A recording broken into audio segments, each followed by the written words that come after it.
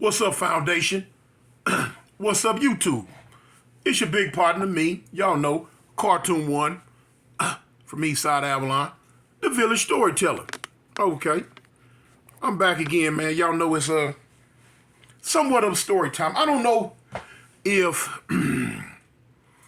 this one could be considered a story or an infomercial or a history lesson. Infomercial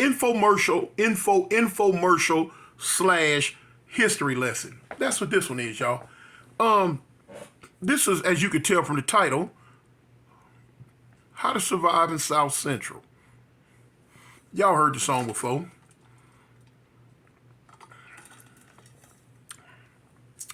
How to Survive in South Central. Listen. The South Central of today, here it is, it's 2023.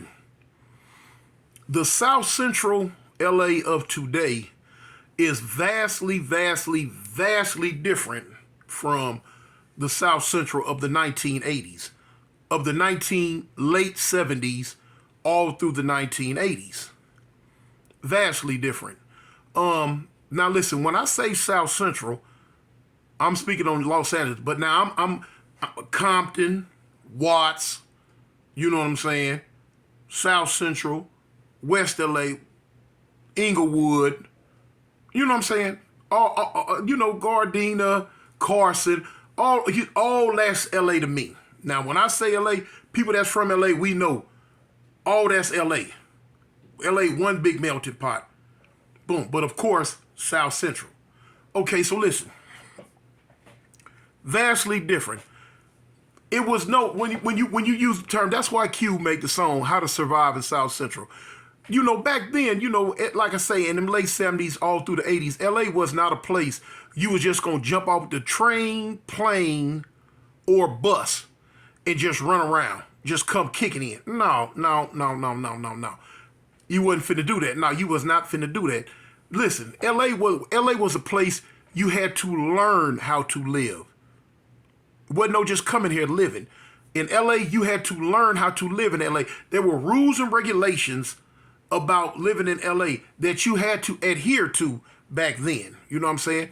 Very dangerous. That's how come it was so many, back then it was so many movies made, so many books, movies, songs. There was so much stuff about LA because LA at that time, you know what I'm saying? LA was the cream of the crop. It was the pinnacle. It reigned supreme. Any and everybody knew about Los Angeles. It was a thing of myth. It was a place of legend. You know what I'm saying? At that time, people really weren't traveling from state to state like they do now, and so they would have to, try to differentiate and go off what they heard on the radio, what they seen on the news, what they seen on TV, what they seen in movies, what they read in books, magazines, the talk. You know what I'm saying?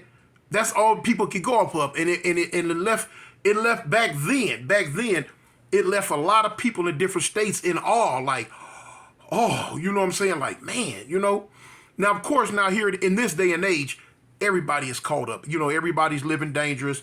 Everybody's doing what they do. Everybody doing the same thing. You know what I'm saying? It ain't no one place tougher than the next, no more. But in them late 70s and all through them 80s, oh, can't nobody deny LA held that down. Well, we held it down. We did. It is what it is. It is what it is, was what it was. It's always going to be what it is. So anyway, you had a lot of people, man, look, family members from all these different states that would want to come to LA to see their cousins. You know what I'm saying? To see their uncles and nieces and nephews. And whatever the type of family relationship was at that time, they wanted to come to LA and see it. And there's many of people that can attest if they were coming to LA back then in the late 70s and all through the 80s, when you got to your auntie house, you know what I'm saying? You got to your cousin house, the first thing they did, like I say, you got to learn how to live in LA. The color code was in effect. The color code was in full effect at that time. The first thing your family did was bust your suitcase open and went through your clothes. Now, depending on what the neighborhood was that you lived in at that time, whether it was blue or red, They would go through your stuff and like, no, you can't wear this over here. No, you can't wear that over here. You can't wear this. You can't wear that. And any and everything that was not, what's the word I'm gonna use? I got a brain for it. Conducive to whatever the program was going on right there in that neighborhood. Oh, you wasn't finna wear that. They was getting rid of that stuff, and they let you know, look, don't be running around here up and down these streets, going to those stores, doing none of that unless your cousin is with you. Now, whether it's cousin, uncle, niece, nephew, brother, sister, whatever it was, one of them had to be with you at all times until they took you out and introduced you to the homies. Because 9 times out of 10, 9.5 times out of 10, if your people lived there, they was from there. Whether girl or boy, whatever, they was from that set. And so what they would do, they would take you out and they would take you to the park, take you to wherever, and they would like, hey, y'all, look, this my cousin. Y'all gonna see him around there. He from such and such.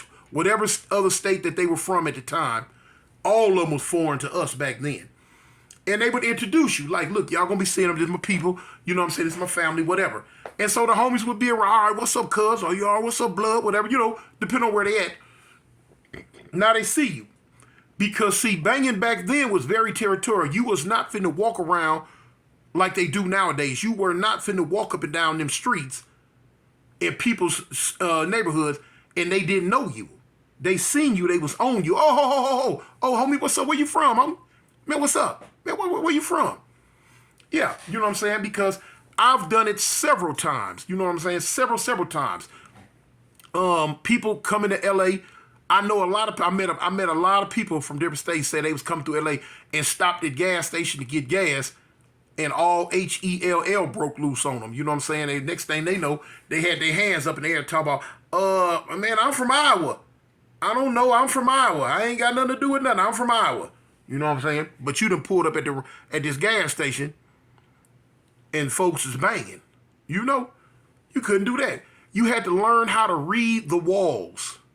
You know, back then they don't gang right and strike up on the walls nowadays as much as they did back then. Back then, you could literally tell where you were at by just reading the walls. You know what I'm saying? LA was like the walls were like a road map.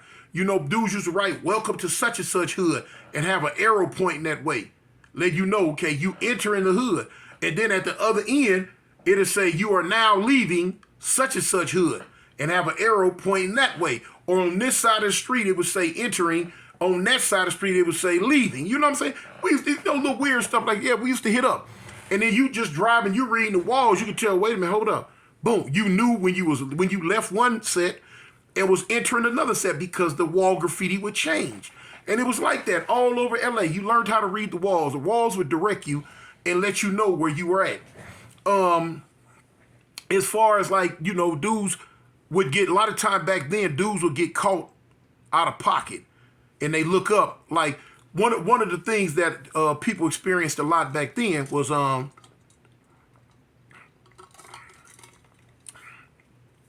going in stores, going in the liquor stores. Now, you might pull up and there's nobody there. You do not see nobody. You could do a whole 360 and you don't see nobody. So you dash in the store real quick. Get what you gonna get when you coming out. The same car you got out to go in, you got 2-3 dudes sitting on the hood. You got 1 or 2 dudes leaning up against the door on both sides. Dudes sitting on the back of it. 1 dude standing on this side of the door that you coming in, that you coming out. 1 dude standing on this side, you're standing around. And the first thing, you know what I'm saying, when you come out, you looking like, man, what? And your mind is flashing like, man, where did they come from? I didn't see these dudes when I went in. And now you trying to get in your car and dude bearing down on you, man, what's up, cuz? You know, where you from, homie? Or what's up, blood? You know, like I said, depending on where you at. Dudes on you. You be like, man, what? You know what I'm saying? But now, one of the things you never took into account because you're not from here, that black gate across the street, you think it's just a gate. But no, it's a black gate because, and apartments are on the other side. Or, yeah, the apartments might have been on there. And dude's been to close the gate because the way the gate is made, you can see out the gate. but you can't see in the gate. You can't see in it, but for some reason, dudes, the way it's painted or whatever type of material is used, we can see out the gate, but you can't see in it. So you don't know when you pull up that it's 12, 13 dudes back here shooting dice, drinking Old English, and just kicking the bobos. But they see you. They see the car, unfamiliar person. People were on it back then. We were on that back then. And looking like, dang, cuz, who was that, homie? I don't know. Soon as you dip in the stove, sliding that gate open, coming right on over there. You know what I'm saying? When you come out, now we own you. Or dudes that hopped up over the wall by on the side of the store and they see you. Like, dang, cuz, who was that? I don't know. Boom, boom, boom. Now they hitting the wall. Or across the street, you didn't see them sitting way deep off of in the park, but from where the angle they were, they could see you. Now here they come. You know what I'm saying? It was things like that, that a lot of people from different states didn't take it. They just didn't know. They did not know how to live in LA. The way the streets are now, they closed off. Like, for instance, like Avalon. Avalon Boulevard used to be a four-lane street. 2 going this way, 2 going that way, real big. Now it's closed off. You know what I'm saying? They got, steel poles and stuff, cars parked, ain't nothing but going that way and this way. But you used to have to know, living in LA, man, you used to know you had to know how to drive, how to navigate the streets back then. We used to always ride the gutter lane. We call it the gutter lane, but really it's called the turning lane. Because if an enemigo got on you and start dumping you, because a lot of times you be right there at a red light in traffic or whatever, and dudes just start dumping. Boom, boom, boom, boom, boom. So we would ride the gutter lane and knew if it, in case we didn't want to get trapped behind a car, you had to know how to keep a certain length when you would pull up at a light, like, dang, man, this car in front of me, homie. So you had to stop at a certain distance in case an enemigo got on you and you had to bust a U, or you had to swerve out into traffic or swerve around this car in front of you. You had to get somewhere. Like I say, we ride that gutter lane all the way in case we had to bust a turn to get up out of there. You had to know how to do that. Going through certain neighborhoods, you had to know, you had to know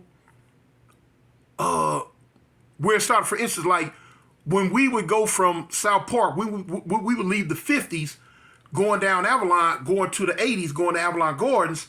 We knew we would run. We timed it to a certain way, a certain degree.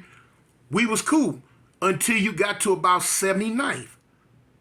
We would run all the lights from 79th all the way to Manchester. You didn't want to get caught at those lights, because that was right there smack dab in the middle of Swan Hood. Like I say, the banging was so intense back then, everybody knew each other's cars. But then, like I say, the color code was real big then. So, we trued up. So if we coming from down that way, ain't number Crips down that way when you going that far back down Avalon. And you going this way, so you had to be going to the Avalon Gardens or the Coasters or somewhere. And you trued up, blued up from head to toe. They knew. Back then, you get shot at just because your car was blue. You'd get shot at just because you had too much blue on in the car. And it was vice versa. Because your car was red, we would bust on it. Or because you had too much red on in the car, we would just bust on it. Whether you was neutral or not, didn't nobody care. You ain't had no business coming through here with that car. And so that's how LA was, man. You had to learn which streets to run, how to time it, and the whole hookup. And a lot of people didn't know it. A lot of people didn't. A lot of people would come to LA from different states, and a lot of times, if they were going into a Crip hood, they had the habit of saying the word blood, not because they were gang related. They just didn't know, because if you go far enough back, blood was just a term that black people used. You know what I'm saying? What's up, young blood? Or just, what's up, blood? It's a term that people use. My early days in YA, we would get into it and in prison. That was one of the reasons why we would always get into it with the dudes out the Bay Area, Oakland and Frisco and all that, because blood was a word that they used. They weren't gang related, but it was just a word they used. And of course, back then, it would clash with the Crip side of LA. We would get into it about that all the time. You know, everybody used the word bruh now. You know, back then, only the people from Northern California that I knew of, they used it all the time. They was using it back then. We didn't use it. I had a few altercations where dudes talk about, what's up, bro? I'm like, fool, I ain't your brother. You know, I'm some of your cousin. What's up, cuz? You know what I'm saying? And we would get into it sometimes. But it's just how it was. They didn't know. So, you know, learn to survive in South Central, man. Like Pac say, you know, boom. I mean, not Pac, but like Cube say, busting the cap was purely fundamental. You just had to learn. I've caught dudes on several occasions trying to come out our store on 51st, and, you know, we didn't recognize it. And I was real big on that, real big. If I seen you, period, walking down any street in my set, and if I didn't know you, I was on you. I was on you. Come in, man, what's up, fool? What's up, homie? Where you from, cuz? What set you from, fool? You know what I'm saying? And you better have a good answer. Now, a lot of times back then, dudes was getting caught out of pocket, and they go to hollering out different states. Oh, I'm from North Carolina. Oh, I'm from here. I'm from this hollering out stuff. And we would be on it. You know what I'm saying? First thing you do, man, come on, take your clothes off. You know, we would dang near disrobe you. We would dang near disrobe you, and cause we looking for tattoos. What you hiding for? Where you from for real? And a lot of times dudes do be from other states, but they done funked out of bounds. You know what I'm saying? I give you a story about that one time. We caught a dude going into our liquor store, and we caught him. Like, dang, cuz, we crossed the street in the apartments. We come on up out of there. Caught him coming out the store and was on him like, what's up, fool? Where you from? He was like, huh? Man, what set you from, homie? Where you from? And he was from North Carolina. Like I say, this was back in the 80s. And he was saying, I'm from North Carolina. You from what? It caught us off guard at first. We were like, wait a minute, hold on. Ain't no set called North Carolina. No, cuz, man, what set you from, homie? He was like, what set? He didn't know what we was talking about. We finna put your smash down. So, immediately one of the homies told him, cuz, man, take your shirt off, fool. Take your shirt. He like, what?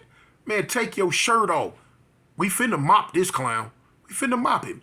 So the homie's like, with the pulling his shirt off. He's like, wait a minute, hold up, man. Shut up, punk. Man, take your shirt off, fool. So we spinning him all around. We looking for tattoos. Man, you ain't got... Man, where this fool from?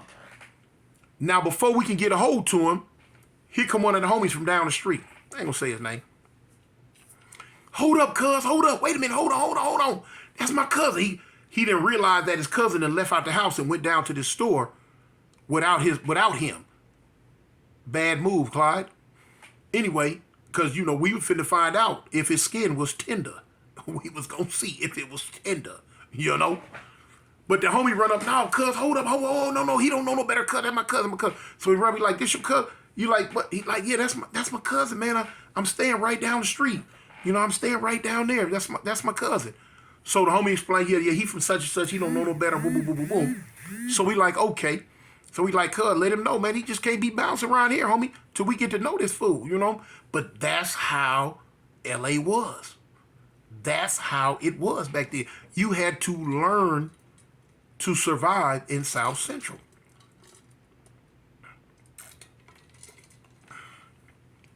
Thinking that you was going to just jump on a bus and go places, no.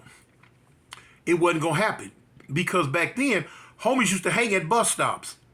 We would hang at bus stops, and a lot of times the bus would pull up, and we out there climbing, but every time a bus would pull up and stop to either let somebody on or let somebody off, you know, we sweating them windows, especially the back windows.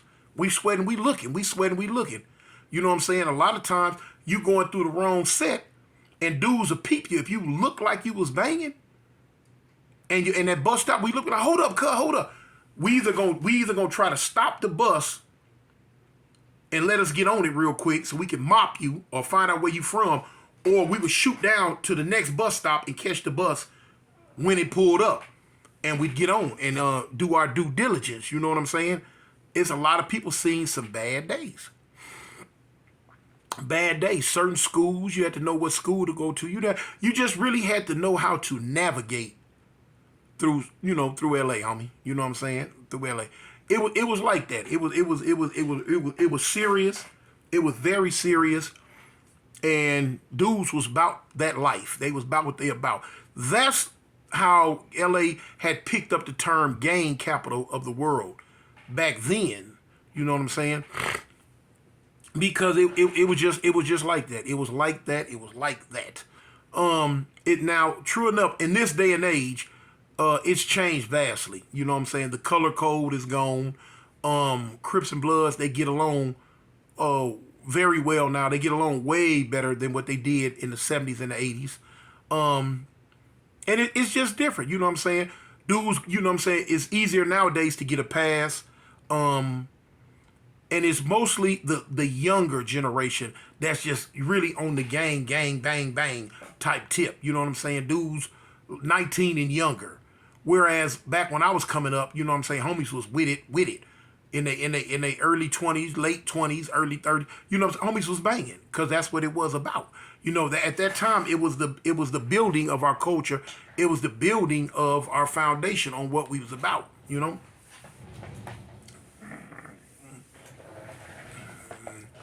I had to roll that wheel out. We got caught on the extension cord down there. But anyway, yeah. So that's the thing about how to survive in South Central, man. It's not so much as having to learn how to survive today because, you know, people come and go, but now it still ain't no joke. It still ain't no joke. Dudes come to LA and don't know where they going, they don't know what they doing, and they tripping, and they lose their life. You know, you still just can't go no anywhere and do no anything, you know. And see, in this generation now, in this social media generation, the way all the other states are, like I say, they dangerous everywhere now. They don't hold California, Los Angeles, up in self-esteem the way they did back then. Because, like I say, everybody killing, everybody dangerous now. So it's not so much as a thing. They don't have to sit and look at TV and hear about LA gangs and be like, ooh, because now every place got their own stuff that they ooh and ah about. You know what I'm saying? So they forget. A lot of people forget that, you know, LA ain't nothing to play with. But now, because of the limelight, they want to go see the glitz and the glamour and the palm trees and all this old stuff that whatever movie just happened to come out is showing them. So what they do, they will hop their happy behinds on the plane, the train, the boat, the bike, or whatever it is that they traveling in, and they come out here. And they forget to guard their grill. As Wu-Tang say, they forget to protect their neck. Sometimes they don't go home. Because like I say, LA just ain't no joke. It still ain't no joke. It's not as bad as what it used to be back in the 80s, but it's still a very high element of danger there. You know what I'm saying? Whereas now back in the 80s, you were able to go up into Hollywood, Bel Air, and certain other places back then and have a small modicum of safety because our stuff had not really pushed up into it. It was on its way. But nowadays, no, it don't make no difference what part of LA you in. Bel Air, Hollywood, Cheviot Hills, it don't make no difference. We there with the foolishness, straight up. But like I say, LA gonna always be what it's gonna be, and it's gonna go as it gonna go, man. But yeah, man, that's my thing on this video about how to survive in South Central, man. Like I say, it's not like that, not really like that no more, but still, wherever you go, no matter if it's in California or no matter what state you go to, you still have to be careful. You still have to follow the rules, and you just can't just be willy-nilly about what you do. You know what I'm saying? It's point blank. But anyway, man, it's me, your big partner, man, Cartoon One from where? East Side of Avalon. The Village Storyteller, man. Staying with you, man. I'm back. Peace. Foundation.